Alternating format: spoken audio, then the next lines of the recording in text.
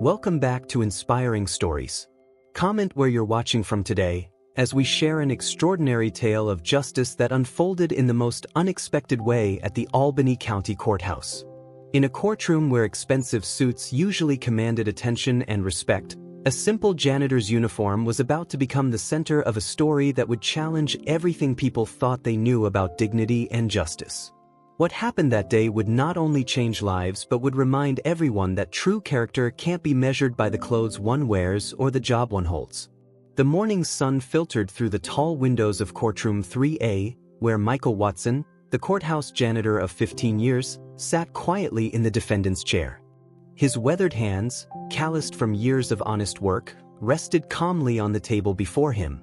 Across the aisle, Richard Wise, a prominent real estate developer, sat with his legal team, their leather briefcases and tailored suits creating a stark contrast to Michael's modest appearance. The charges seemed simple enough: alleged vandalism of an expensive car in the courthouse parking lot. But nothing about this case would turn out to be simple, especially not after Usha Vance walked into the courtroom. Few recognized her as she entered, dressed in a simple navy suit, her presence commanding yet understated. Those who did know her reputation wondered why such an accomplished attorney would take on what appeared to be a trivial case. Alexander Harrington, the prosecutor, could barely hide his smirk as he surveyed the scene. "Your Honor," he began, addressing Judge Catherine Barnes, "this is a straightforward case of vandalism. Mr. Watson, who works as a janitor, clearly damaged Mr. Wise's vehicle out of spite and resentment for those more successful than himself." The whispers in the courtroom grew as Usha Vance rose slowly from her seat. Her voice, when it came, carried a quiet authority that made everyone lean forward slightly. "Your Honor, the defense will prove that not only is Mr. Watson innocent, but that this case represents something far more troubling than simple vandalism." Harrington's team exchanged knowing glances. One of them leaned over to whisper to Richard Wise, "Don't worry, sir. This will be quick. Who's going to believe a janitor over you?" The first witness called was Lauren Clark, a parking attendant who had been working the day of the incident. As she described seeing someone near Mr. Wise's car, Harrington pressed her to identify Michael Watson as the culprit. But Usha's cross-examination revealed something interesting. The parking attendant had only seen someone in dark clothing, and the security cameras had been conveniently malfunctioning that day. "Ms. Clark," Usha asked calmly, "isn't it true that multiple people wear dark maintenance uniforms in the courthouse?" Before Lauren could answer, Harrington objected, but Judge Barnes allowed the question. "Yes," Lauren admitted, "there are at least a dozen maintenance workers who wear similar uniforms." The tension in the courtroom shifted slightly. Usha continued her questioning with surgical precision, never raising her voice, never showing frustration. Each question peeled back another layer of assumptions that had been made about Michael Watson simply because of his position as a janitor. Richard Wise took the stand next, his confidence evident in every gesture. "I know what I saw," he declared. "That man was scratching my car. Probably jealous that he'll never be able to afford one like it." Usha approached the witness stand, her expression thoughtful. "Mr. Wise, could you tell the court about your recent development project on Oak Street?" Harrington jumped to his feet. "Objection. Relevance." "Your Honor," Usha responded calmly, "this goes directly to motive, just not the motive the prosecution has assumed." Judge Barnes considered for a moment. "I'll allow it, but keep it focused, counselor." What followed was a masterclass in legal strategy as Usha began to unravel a story that no one had expected. Through careful questioning, she revealed that Wise's development project had displaced several local businesses, including a small cleaning service where Michael Watson had worked part-time to support his grandchildren's education. But the real turning point came when Usha called her next witness, Benjamin Murray, the courthouse's head of security.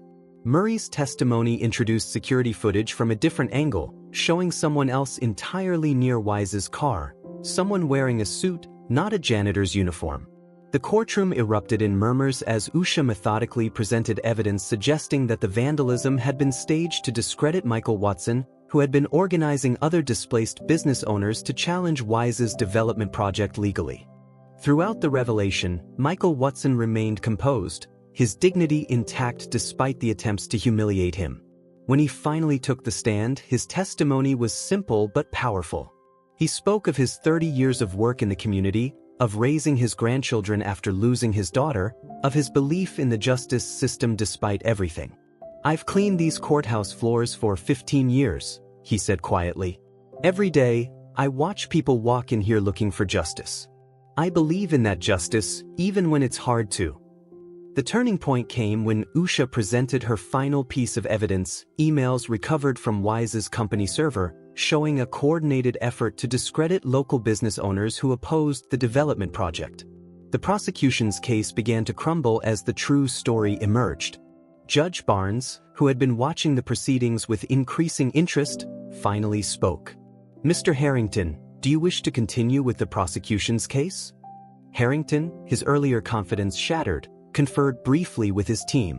"Your Honor, in light of new evidence, the prosecution moves to dismiss all charges." The courtroom erupted in applause, quickly silenced by Judge Barnes's gavel. But the message was clear: justice had prevailed, not through shouting or dramatic gestures, but through careful, methodical pursuit of the truth. As the court adjourned, Usha approached Michael Watson, who was being congratulated by his colleagues and family. "Thank you," he said simply, his eyes bright with emotion. Usha's response would be quoted in local papers for weeks to come. "Justice doesn't care what uniform you wear, Mr. Watson. It only cares about the truth." The story spread quickly through the legal community and beyond. A janitor, wrongly accused, had been defended by one of the city's most respected attorneys, revealing a larger truth about prejudice and assumption in the process. Has anyone ever judged you based on your job or appearance? Share your stories in the comments below.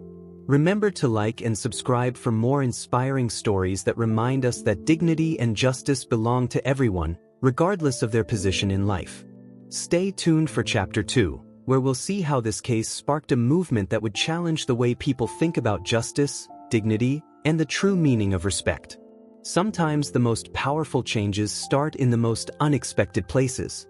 The morning after Michael Watson's vindication in court, the Albany County Courthouse hummed with an energy it hadn't known in years.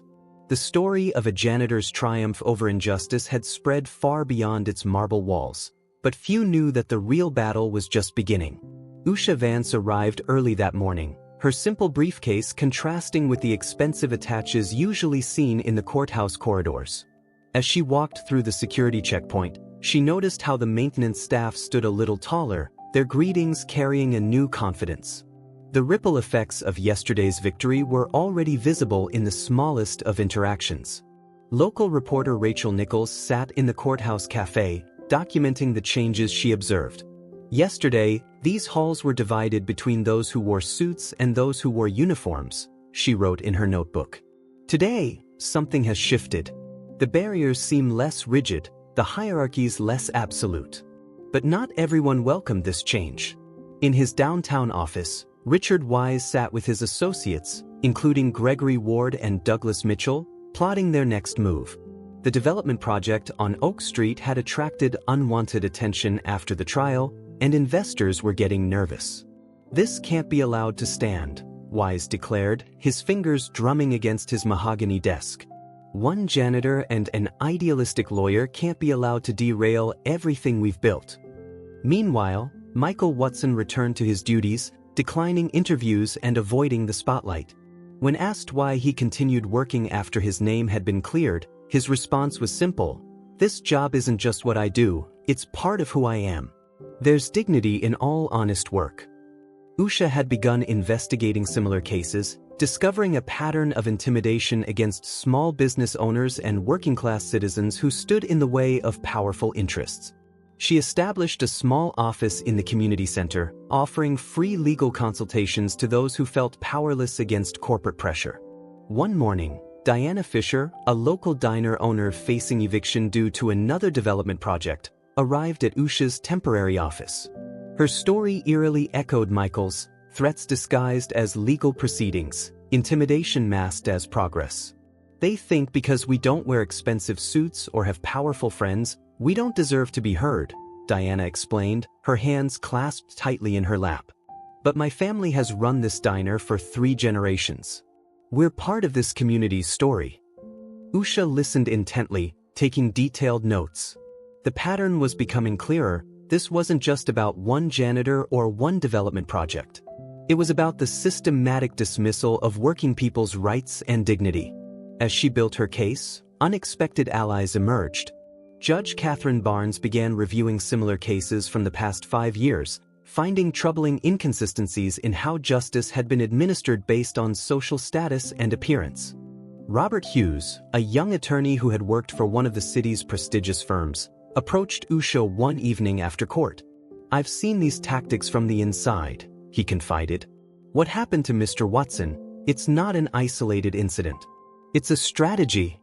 The story gained momentum when Benjamin Murray, the head of security who had provided the crucial evidence in Michael's case, came forward with more information. He had been keeping detailed records of similar incidents, carefully documenting patterns of harassment against courthouse staff and visitors who didn't fit the expected profile of important people. "I watched for years as good people were treated like they were invisible," Murray explained during a meeting with Usha. Security cameras would mysteriously malfunction when certain individuals made complaints. Incident reports would disappear. "I started keeping my own records because somebody had to." The tide began to turn when Laura Pierce, a prominent business journalist, published a series of articles exposing the broader implications of the Watson case. She revealed how similar tactics had been used across the city to silence opposition to controversial development projects. Richard Wise's carefully constructed world began to unravel.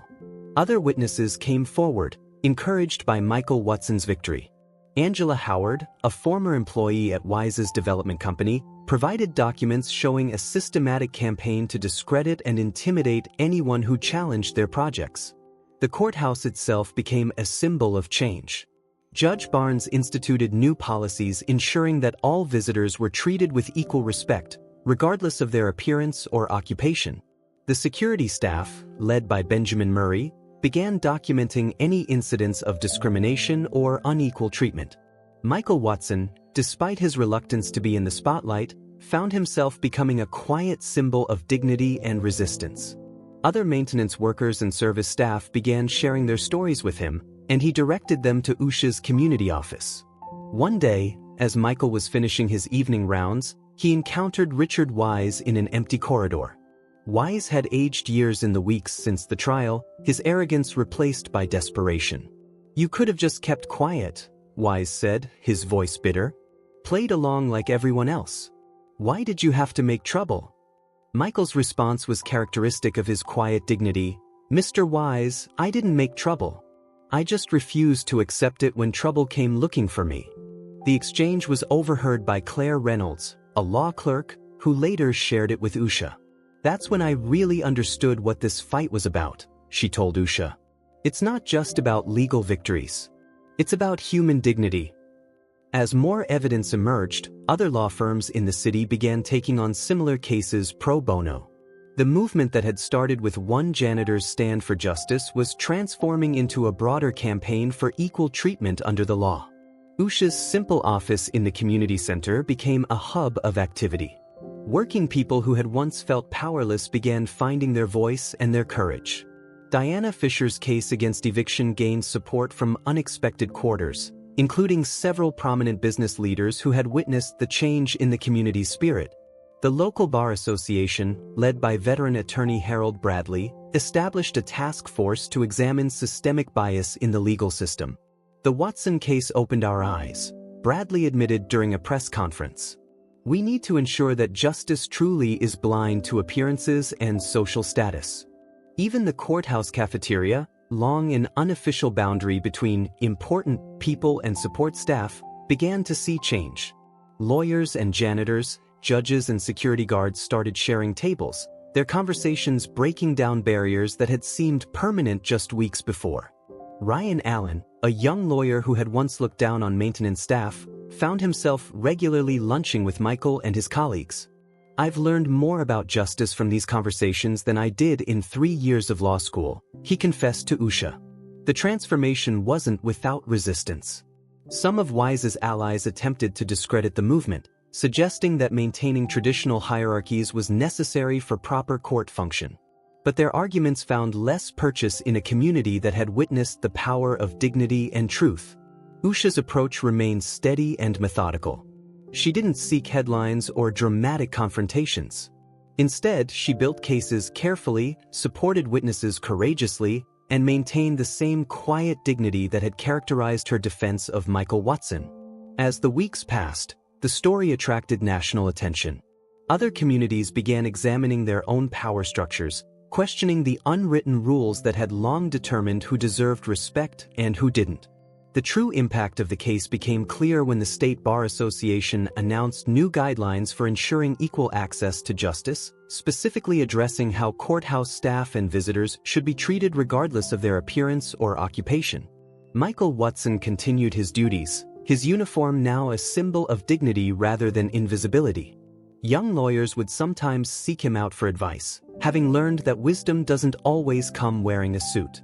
Has someone ever underestimated you based on your job or appearance? How did you maintain your dignity in the face of prejudice? Share your experiences in the comments below. And don't forget to like and subscribe for more stories that remind us that justice and dignity belong to everyone. Stay tuned for Chapter 3, where we'll see how this movement faces its greatest challenge yet, as those who benefit from the old system fight to maintain their privilege.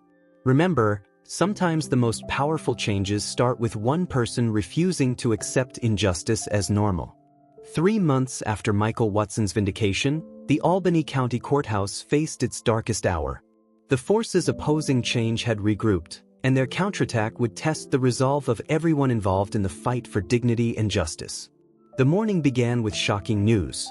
Overnight, files had disappeared from Usha Vance's community center office. Years of carefully gathered evidence documenting systematic discrimination and intimidation gone.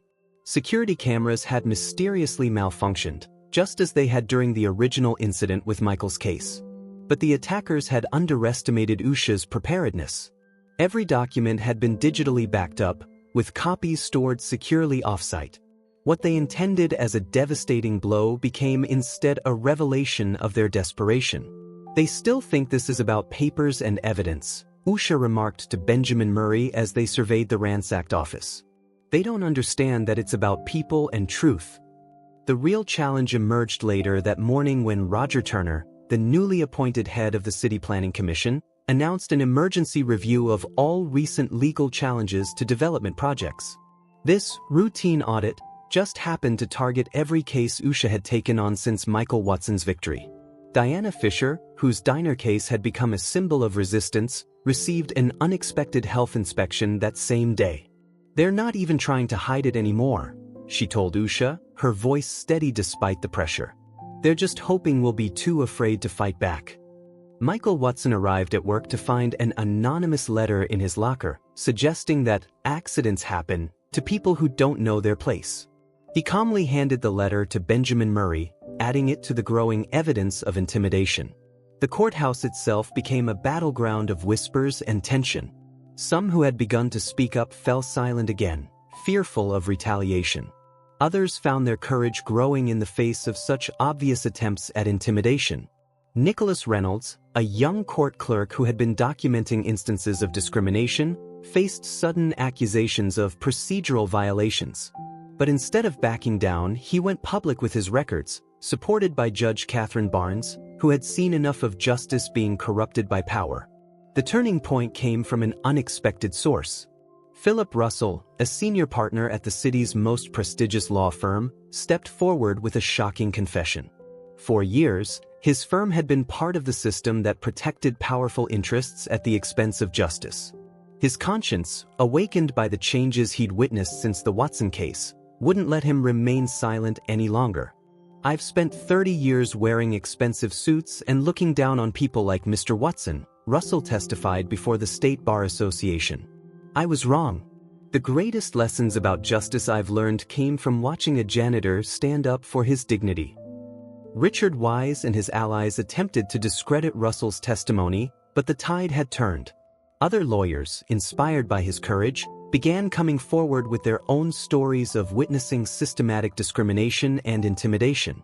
Usha Vance worked tirelessly, coordinating with a growing network of allies. Robert Hughes, the young attorney who had first approached her with insider information, now openly recruited other lawyers to the cause. The movement was no longer just about courthouse dignity, it had evolved into a fight for the soul of the justice system itself. Laura Pierce's continuing coverage attracted national media attention. When attempts were made to pressure her newspaper into dropping the story, other journalists picked it up, creating a network of coverage that couldn't be silenced.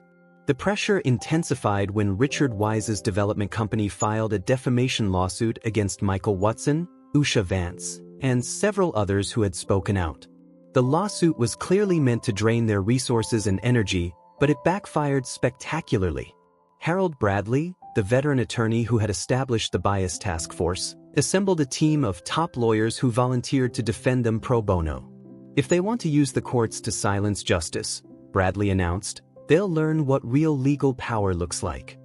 In the midst of this battle, Michael Watson continued his duties with unchanging dignity. When asked why he didn't take a leave of absence given the pressure, his response became a rallying cry. If I stop doing my job with pride, they win. My work keeps this courthouse clean. Their actions are what's making it dirty. The lawsuit proceedings revealed even more than Wise and his allies had feared. Discovery requests uncovered decades of systematic discrimination hidden behind layers of corporate bureaucracy. The evidence showed how power had been maintained not just through money and influence, but through making ordinary people feel powerless. Judge Catherine Barnes, presiding over the defamation case, allowed unusual latitude in discovery, understanding the historical importance of what was being revealed. Each day brought new revelations of how deeply the corruption had run. Diana Fisher's testimony about her family's diner became a turning point. She brought decades of records showing how small businesses had been systematically pressured and pushed out, not just for profit, but to maintain social hierarchies. They didn't just want our property, she testified, her voice clear and strong. They wanted us to know our place. But thanks to people like Mr. Watson and Ms. Vance, we finally found our voice instead. The community's response was overwhelming. People began sharing their own stories of discrimination and intimidation. Each account reinforced the pattern that Usha had first uncovered in Michael's case. Ryan Allen, who had learned so much from his lunchtime conversations with the maintenance staff, presented a powerful analysis of how legal procedures had been weaponized against working people. His testimony, coming from someone who had once been part of the system, carried special weight. The pressure tactics continued, but each attempt at intimidation now became evidence in the larger case. Benjamin Murray's years of careful documentation proved invaluable, showing how the pattern of intimidation had evolved over time. In a dramatic moment, Claire Reynolds, the law clerk who had overheard Michael's exchange with Wise months earlier, revealed she had been keeping her own detailed records of discrimination in the courthouse. Her evidence, combined with Murray's documentation, created an undeniable picture of systemic abuse. The case reached its climax when Richard Wise himself took the stand. Under skillful cross-examination by Usha Vance, his carefully maintained facade cracked. His testimony revealed not just corruption, but a deeply held belief that certain people deserve to be treated as inferior. You really don't understand, do you? Usha asked him during a particularly tense exchange. Every person who walks into this courthouse, whether they're wearing a designer's suit or a janitor's uniform, deserves equal justice under the law. The defamation case collapsed spectacularly, but its impact resonated far beyond the courthouse. The evidence presented led to state and federal investigations into similar patterns of discrimination and intimidation across the country. Michael Watson's quiet dignity throughout the proceedings inspired others to stand firm. The maintenance staff, once invisible to most courthouse visitors, became recognized as essential guardians of justice in their own right. Has anyone ever tried to make you feel small because of your job or social status? How did you maintain your dignity? Share your stories in the comments below, and don't forget to like and subscribe for more inspiring accounts of justice prevailing against all odds.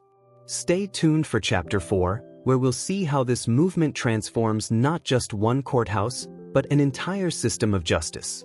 Remember, true change begins when ordinary people refuse to accept injustice as normal. 1 year after Michael Watson first sat in the defendant's chair, The Albany County Courthouse had become unrecognizable not in its physical appearance, but in its soul. The marble halls still gleamed, but now they shone with a different kind of light, the light of true justice. The morning began with an unprecedented scene. Judges, lawyers, maintenance staff, and community members gathered in the main hall for the unveiling of a new installation, a wall of photographs celebrating the courthouse's unsung heroes, the people who had kept justice running behind the scenes for decades. Michael Watson's photo held a central position, not because he had sought the spotlight, but because his quiet dignity had sparked a revolution. Beside it hung photographs of other staff members whose stories had emerged during the past year, each one a testament to the true meaning of justice and dignity. Usha Vance stood quietly at the back of the crowd, watching as Judge Catherine Barnes addressed the gathering. "A year ago," the judge began, "we thought we knew what justice looked like. We were wrong. True justice doesn't care what uniform you wear or what position you hold. It cares only about truth and dignity." The changes that had swept through the legal system were profound. The State Bar Association had adopted new guidelines, drafted with input from all levels of courthouse staff. Benjamin Murray's security protocols, which ensured equal treatment for all courthouse visitors, had become a model for courthouses across the country. Richard Wise watched these developments from afar, his empire crumbling not from external attacks, but from internal transformation. His own employees, emboldened by the movement, had begun speaking out about years of toxic corporate culture. The very power structure he had worked so hard to maintain was dissolving in the face of truth. Diana Fisher's diner had become a symbol of community resilience. Not only had she won her case, but her establishment now hosted regular meetings between lawyers and community members, breaking down barriers that had seemed impenetrable just a year before. Robert Hughes, who had once worked for firms like Wise's, now led a coalition of attorneys dedicated to representing underserved communities. "We don't just provide legal services," he explained to a group of law students. "We're changing how the law sees and serves people." The real victory, however, wasn't in the policies or programs, it was in the small, daily interactions that showed how deeply things had changed. Senior partners could be seen chatting with maintenance staff in the cafeteria, genuinely interested in their perspectives. New lawyers learned that some of the best advice about courthouse procedures came from the people who kept the building running. Claire Reynolds, the law clerk whose testimony had proved so crucial, had been promoted to a position specifically created to monitor and maintain equality in courthouse operations. Her office became a model for other jurisdictions looking to implement similar reforms.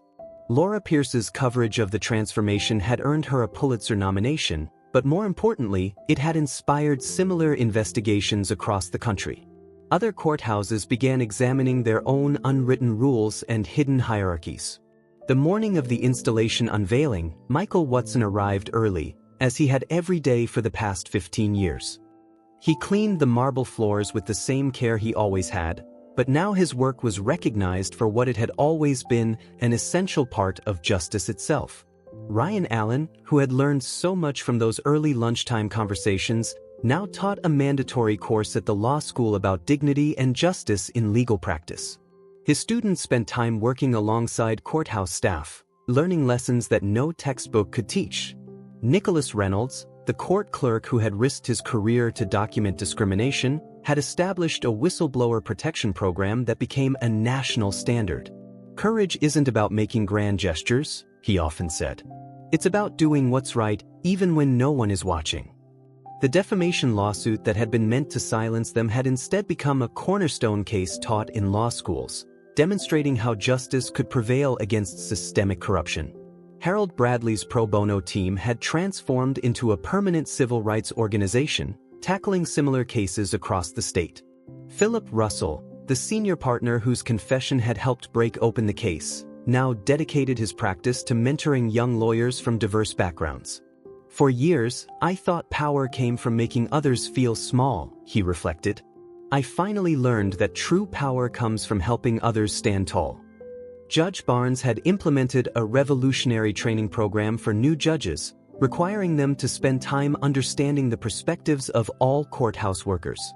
"Justice isn't just about interpreting the law," she explained. It's about understanding the human dignity at the heart of every case. Even the physical layout of the courthouse had changed. The unofficial barriers between important and ordinary people had dissolved. The staff break room had become a place where judges and janitors could share coffee and conversation, each learning from the other's perspective. Benjamin Murray's security team had evolved into something more than guards. They became guardians of equality, ensuring that everyone who entered the courthouse was treated with the same respect, regardless of their appearance or status. On this morning, as the crowd gathered for the unveiling, Usha Vance finally stepped forward to speak. Her words were, as always, measured and thoughtful. "A year ago, I defended a man who was accused of a crime simply because of the uniform he wore. Today, we celebrate not just his vindication, but the transformation his dignity inspired." Michael Watson, characteristically humble, tried to deflect the attention. But when he spoke, his words carried the weight of hard-won wisdom. "I never wanted to be a symbol," he said. "I just wanted to do my job with dignity." What happened here proves that justice isn't about power or position, it's about treating every person with respect. The installation centerpiece was a simple quote etched in marble: "Justice wears many uniforms." Below it, photographs showed the diverse faces of the courthouse community: judges and janitors, lawyers and security guards, clerks and maintenance workers, all equal in their contribution to justice. Diana Fisher, looking at the installation, summed up the transformation perfectly. "A year ago, some people thought they owned justice. Now we all know that justice belongs to everyone who serves it, no matter what they wear or what they do." The movement that had started in Albany had spread far beyond its borders. Other courthouses across the country had begun their own transformations, inspired by the story of a janitor who stood up for dignity and a lawyer who saw justice in every uniform. As the ceremony concluded, the daily work of the courthouse resumed, but now with a different spirit. The marble floors still needed cleaning, the dockets still needed managing, the cases still needed arguing. But now every task, no matter how humble or exalted, was recognized as part of the same noble purpose: the pursuit of true justice. Have you witnessed a transformation in your workplace or community? How did it change the way people treat each other? Share your stories in the comments below, and don't forget to like and subscribe for more inspiring stories about the power of dignity and justice. Remember, true change doesn't always come from the top down. Sometimes it starts with one person standing up for dignity, one person refusing to accept injustice as normal, one person showing that respect and justice belong to everyone, regardless of their uniform or position. Thank you for joining us on this journey through a story that reminds us that in the end, justice isn't about power or privilege, it's about recognizing the dignity in every person who walks through those courthouse doors, whether they're there to argue a case, clean a floor, or simply seek the justice they deserve.